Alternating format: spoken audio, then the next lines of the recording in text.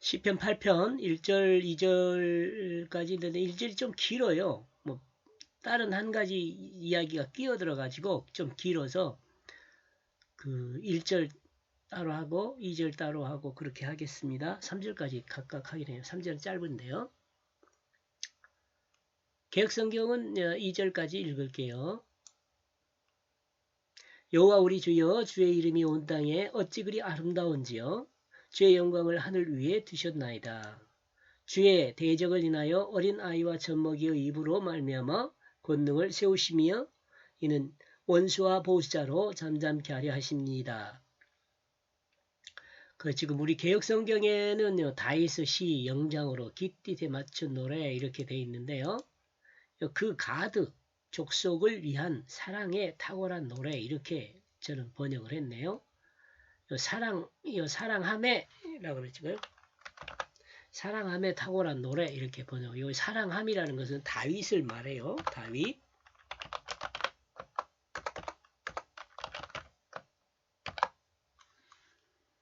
예, 그러니까 그러면 다윗의 탁월한 노래 이렇게 할 수 있겠죠. 요것도 설명이 될 겁니다. 1절 제가 번역한 내용이요. 여호와 우리 주여 당신의 이름이 어떻게 그리 위대한지요. 제가 개역성경은 아름다운지로 번역을 했는데 저는 위대한지로 번역을 했습니다.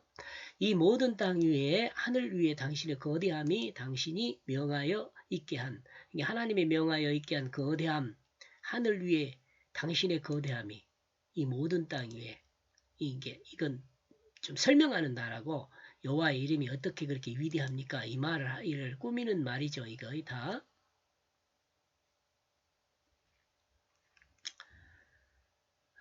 가드가 술자는 틀이라는 의미가 있어요. 카드. 예.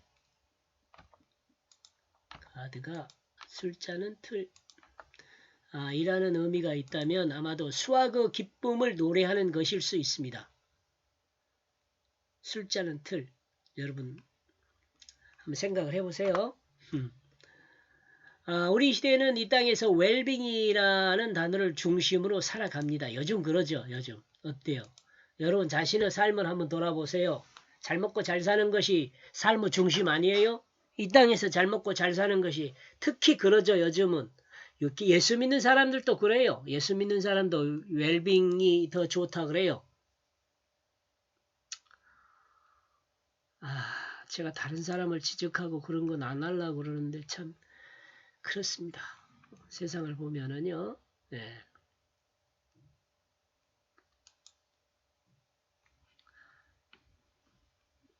이 땅에서 잘 있는 것, 잘 먹고 잘 사는 것을 웰빙이라고 하죠. 웰비잖아요. 그게 또 ing 형이갖고 계속 잘 있는 거 이렇게 되는 거죠. 그죠? 웰빙 그러면 이게 계속 잘 있는 거, 잘 먹고 잘 사는 거예요. 계속 어디서? 이 땅에서요. 이것을 사람들은 추구하면서 살지요. 우리나라 말로는 요걸 뭐라 그래요? 요걸 행복이라고 말할 수도 있겠죠. 그죠? 근데 행복이란 단어에 대해서 제가 다시 대표님 다시 정리를 했습니다. 예, 다시 정리를 했습니다. 그 내용을 아마 설명을 할 겁니다. 그런데 성경 안에서 구약시대와 신약시대는 사랑이란 단어와 복이란 단어를 중심으로 살았다는 생각을 합니다. 여러분 어때요? 이게 공감하신가요? 제가 죄송합니다. 감기로 2주일 동안 녹음을 못했습니다. 근데 오늘은 이제 2주일 동안 안 하다 보니까 녹음해 놓은 것들이 좀 정리가 돼서 어쩔 수 없이 해야 하게 돼서 조금 여러분들이 양해해 주었으면 좋겠습니다. 자, 성경에서는 구약시대나 신약시대나 뭐요? 사랑. 사랑이란 단어로 움직이는 것을 말해요. 사랑. 그리고 뭐예요? 복이란 단어예요. 이 복이란 개념에 대해서도 여러분 이 복이 웰병에 속한 것이 아닌가 이렇게도 생각해 볼 수 있지요. 복이. 그런데 이 복이란 것은 성경에서 말하는 복은요. 이 웰빙에 속한 복이 아니에요.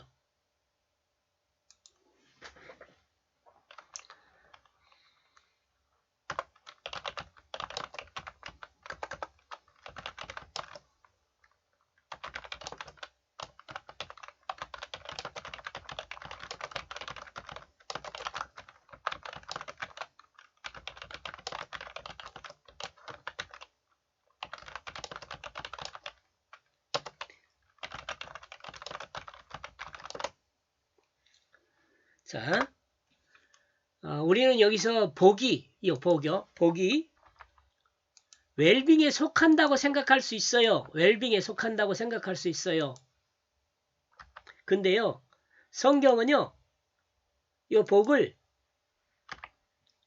웰빙이라고 말하지 않고 무엇이라고 말하냐면 생명이라고 이야기해요. 생명. 이거 이해했으면 좋겠어요. 복 있는 사람, 그러니까 생명이 있는 사람은 악인의 길을 따르지 않는다 그 말이에요. 생명이 있는 사람. 그러니까 이건요, 구원받은 생명을 말해요. 다른 데서도 이런 내용을 제가 설명을 했어요.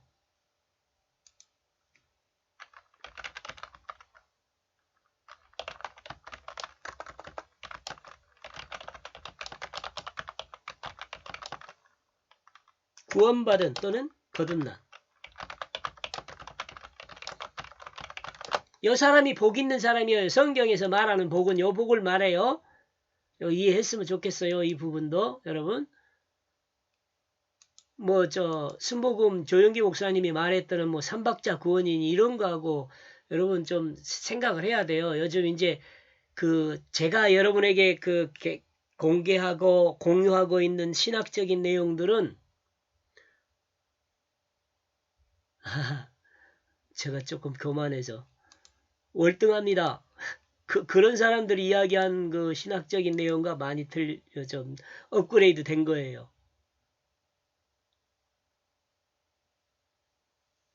제가 성경을 전체적으로 번역을 하고 주석을 하다 보니까 이게 맞는 말이에요, 여러분. 성경에 근거합니다, 이거.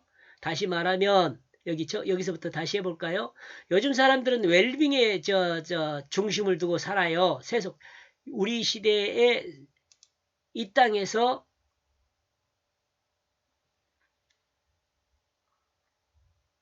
우리 시대의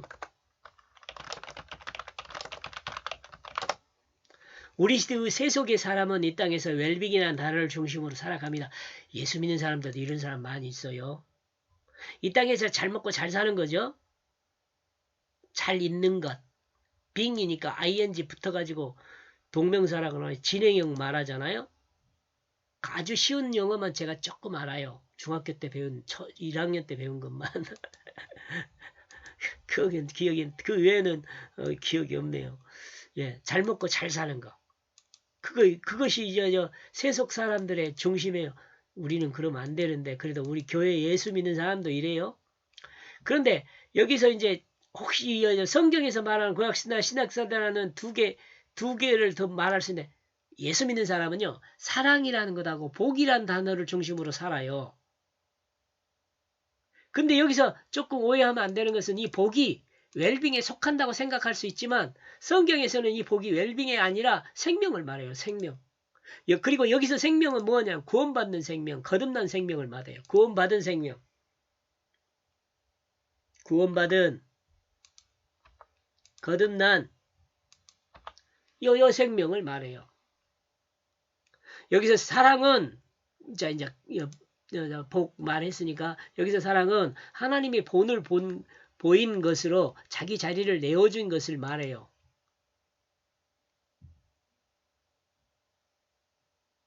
여기 써줬네.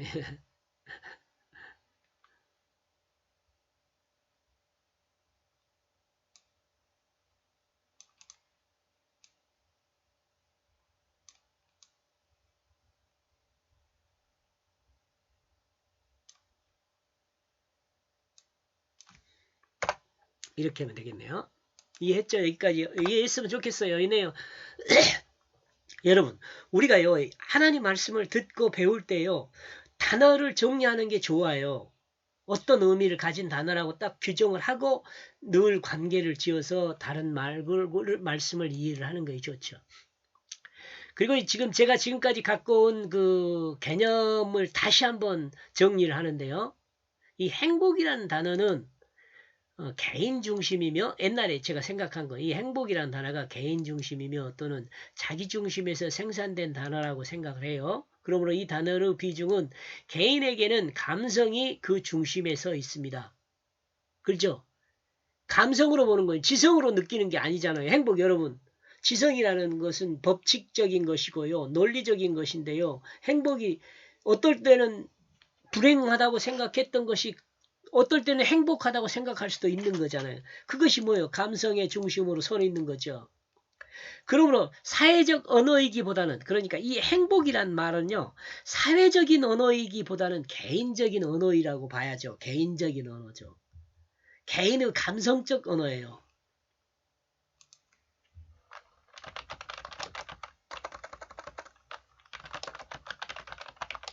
감성적인 언어죠.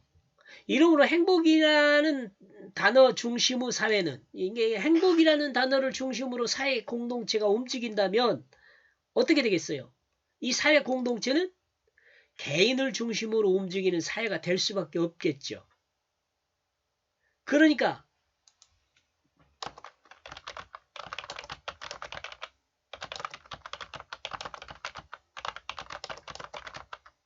이기주의가 돼요. 이러므로 우리가 이기주의가 되잖아요. 여러분 이 사회 보세요. 얼마나 이기주의가 팽배한가.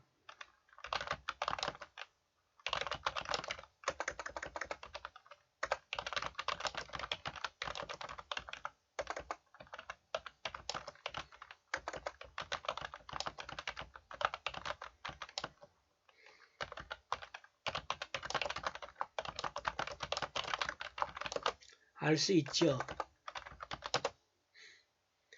여기서 기록은 안 하니라마는 심지어는 필자는 지금까지 행복을 지금까지 저는요 이 행복이라는 것을 희락으로 생각했어요. 기쁠 희했다가 즐거울 낙이요. 기쁘고 즐거운 걸로 생각을 했어요 지금까지.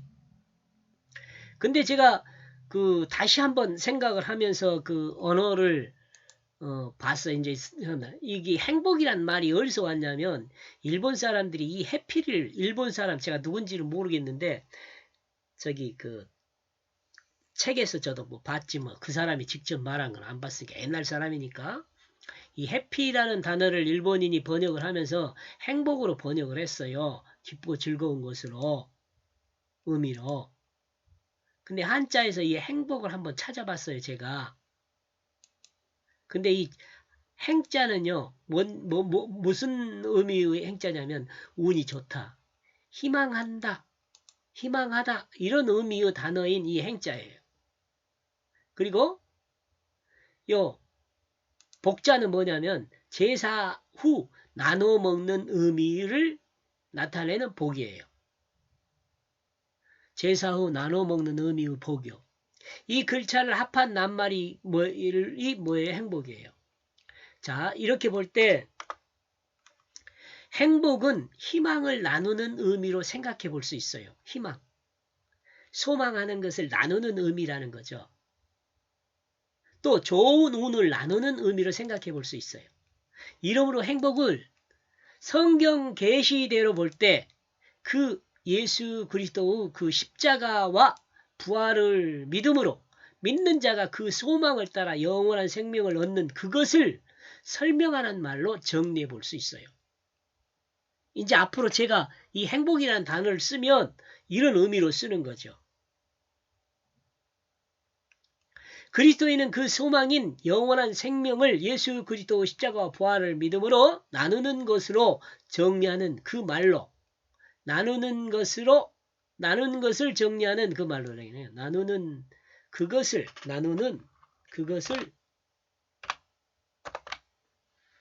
그것을 정리하는 말로 행복이란 말을 사용해야 한다는 생각이에요.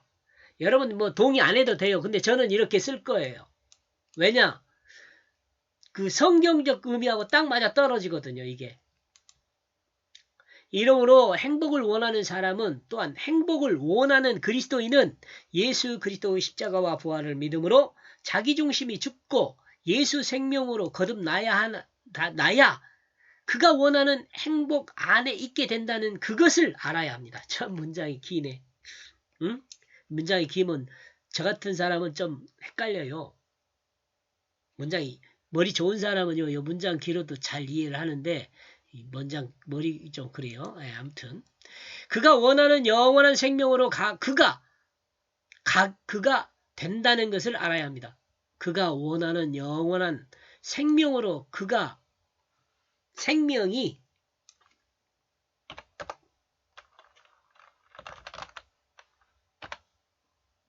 영원한 생명이 그가 된다는 것을 알아야 하는. 이게 영원한 생명이 뭐예요? 행복이에요.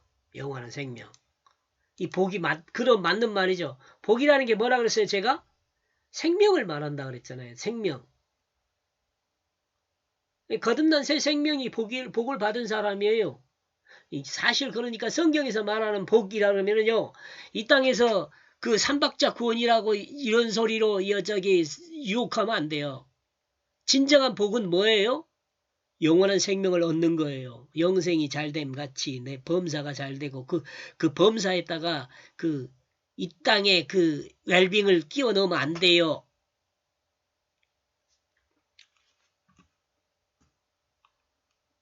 본문으로 돌아와서 이제 성경 본문으로 돌아옵니다. 돌아와서 하나님을 향하여 주로 칭하며 그 이름이 합당함과 분명함을 강조하여 설명하고 있습니다. 본문으로 돌아와서 하나님을 향하여 주로 칭하며. 여러분, 하나님을 주로 칭할 때는 어때요? 내 안에 그 하나님 말씀이 내 마음의 뭐 중심을 잡고 나를 다스려 줘야 하나님을 주로 말하는 거예요. 사는 것은 자기 맘대로 살면서 사는 것은 자기 중심으로 살면서 하나님한테 주여 그러면은요, 그건 거짓말이에요. 거짓말. 주라고 말하는 게 아니에요. 하나님을 향하여 주님이라고 말할 때, 예수 그리스도를 향하여 주님이라고 이야기할 때는 내 마음에서 하나님 말씀에 하나님 뜻이 내 몸을 사용할 때 주님이라고 말해요. 자기 마음대로 살면서 하나님을 주라고 말하는 것은 무엇과 같아요? 주인을 말을 듣지 않는 그 악한 종과 같아요. 여러분 이해했으면 좋겠어요. 제가 감기기가 있어갖고 조금 힘듭니다. 그 이름이 합당함과 분명함을 강조하여 설명하고 있습니다. 자, 우리가 새 생명으로 거듭나서 주라고 부를 때 그 이름은 너무도 분명하고 합당하죠. 특히 그 이름이 사람 언어로 어떻게 표현할 수는 없는, 주라고 말하는 거 뭐 말고 또 어떻게 표현할 수 있는 거 있어요? 여러분? 어떻게 표현할 수 없다는 표현은 어찌 그리 아름다운지요? 그런 말에서 그런 거예요. 어떻게 그리 위대한지요? 어떻게 그리 아름다운지요? 어떻게라는 것은요, 의문사잖아요. 의문사. 그러니까 그렇게 표현하고 있는 것은 하나님의 이름 앞에 표현할 수 없는 표현 중에 하나이래요. 하나님의 이름 앞에 표현할 수 있는 표현 중에 하나예요. 표현할 수 없는데 그걸 표현할 수 있는 방법은 잘 모르겠어요. 하나님. 너무 광대하신 하나님 잘 모르겠어요. 이런 표현이란 말이죠. 하나님을 경험한 모든 땅 위에 하나님의 실존이 분명하다는 것을 아는 사람입니다. 어떤 사람이요? 하나님을 주로 고백한 사람이요. 어찌 그리 아름다운지 위대한지요? 그런 것은. 또 우주 만물을 보아도 그 위대함이 분명하게 펼쳐졌다는 것을 아는 사람이죠. 이렇게 표현하는 사람은. 그러나 경험이 없는 아직과 자기 지식으로 뭉친 사람은